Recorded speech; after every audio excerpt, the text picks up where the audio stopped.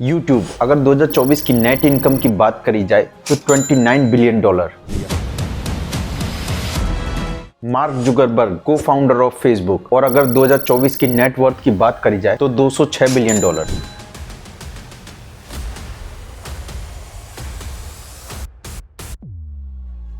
Instagram $70 billion, WhatsApp $10 billion, और इन सब से अलग एलोन मस्क को founder of Tesla and SpaceX, और ये ट्विटर प्लेटफॉर्म को भी हैंडल करते हैं जिसकी नेट वर्थ $673 मिलियन है। और इन सब प्लेटफॉर्म में एक चीज बहुत कॉमन है, ये सब ऐप एड रेवेन्यू से पैसा कमाते हैं, जिसके लिए ज्यादा से ज्यादा ऑडियंस का इनके प्लेटफॉर्म पर होना बहुत जरूरी है। आज YouTube के पास 114 मिलियन से भी ज्यादा एक्टिव चैनल हैं, जिसमें वर्ल्ड नंबर 1 यूट्यूबर की बात करी जाए तो मिस्टर बीस्ट का नाम टॉप पर है, तो इंडिया में कैरी मिनाटी टॉप पर है। और अगर मोस्ट पॉपुलर लीडर की बात करी जाए तो पीएम नरेंद्र मोदी का नाम सबसे पहले आता है। फेसबुक के 3 बिलियन से भी ज्यादा एक्टिव यूजर्स हैं, और ना जाने कितने सोशल मीडिया प्लेटफॉर्म हैं जिनकी ईयरली नेटवर्थ बिलियंस में है। और ऐसा कैसे हो सकता है जिस ऐप को डाउनलोड करना फ्री है, यूज करना फ्री है, फिर भी उसकी नेटवर्थ बिलियंस में है।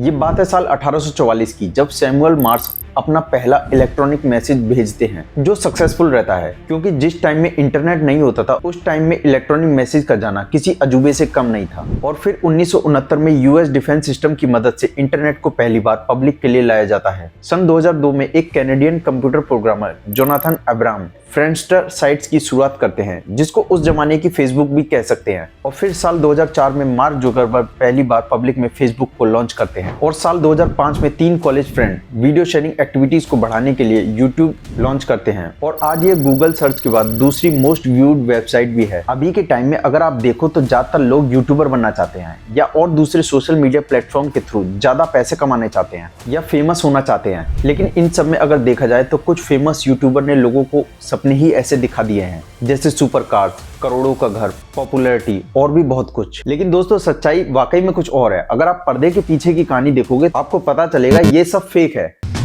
मैंने अपनी जॉब से परेशान होकर अपना YouTube कैरियर स्टार्ट करा, और अब तक मैं अपने चैनल पर 176 प्लस वीडियो डाल चुका हूँ, इस उम्मीद में कि मैं भी अपना YouTube कैरियर बना सकूं। लेकिन दोस्तों कैरियर तो दूर की बात रही, मैं अपने चैनल को मोनेटाइज भी नहीं कर पाया, और शायद अब मुझे लगता है कि मुझे भी अपना कैरियर ड्रॉप कर देना चाहिए। ठीक मेरी तरह ना जाने कितने लोगों का सोशल मीडिया के थ्रू कैरियर बर्बाद हुआ।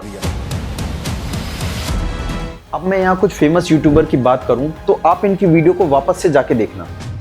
कोई सट्टेबाजी के ऐप को प्रमोट कर रहा है, तो कोई स्टॉक मार्केट ऐप को प्रमोट कर रहा है, तो कोई ट्रेडिंग ऐप को प्रमोट कर रहा है, तो कोई बैंक ऐप को, तो कोई एआई टूल्स को अपने चैनल के थ्रू परचेज करने को कह रहा है, तो कोई कोर्स को बाय करने के लिए बोल रहा है। और इन सब में गलती इन लोगों की नहीं है, क्योंकि यूट्यूब और गूगल का main earning source ad revenue ही है। और दोस्तों अगर ये यूट्यूबर अपने चैनल पर एडवर्टाइजमेंट को प्रमोट नहीं करेंगे तो इनका भी कैरियर बाकी और दूसरे लोगों की तरह फ्लॉप हो जाएगा। साल 2024 में यूट्यूब ने एड रेवेन्यू से $8.1 बिलियन कमाए। बेसिकली जब भी कोई क्रिएटर यूट्यूब पर वीडियो अपलोड करता है तो यूट्यूब उसे उसकी अर्निंग का 55% पैसा देता है, और 45% खुद अपने पास रखता है। लेकिन इन सबसे अलग बात पता है क्या है?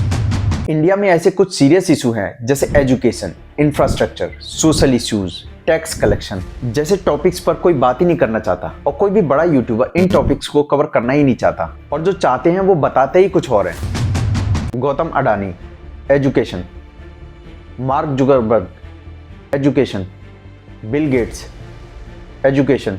मैं आपको बता दूं ये सब काफी हाई क्वालिफाइड लोग हैं, और इन्होंने अपनी एजुकेशन के दम पर ही अपनी इनकम जनरेट करी है। यूट्यूब पर न जाने आज कितने बिजनेस एजुकेशन चैनल हैं जो आपकी क्वालिफिकेशन से ज्यादा बिजनेस के बारे में बताते हैं। लेकिन एक बिजनेस को प्रमोट करने के लिए भी एजुकेशन की जरूरत होती है। इंडियन एक्सप्रेस का ये आर्टिकल देखिए जो बताता है पिछले 8 साल में 22 करोड़ लोगों ने गवर्नमेंट जॉब के लिए अप्लाई करा, बट उनमें से सिर्फ 7 लाख लोगों को ही जॉब मिल पाई। देखिए इंडिया में education system, government job system को सुधरने में अभी ना जाने कितना समय लगेगा, बट आप अपनी पढ़ाई के साथ साथ अपनी स्किल्स को डेवलप करिए, बिजनेस की तरफ कदम बढ़ाइए, जिससे और लोगों को भी आपके साथ काम करने का मौका मिल सके।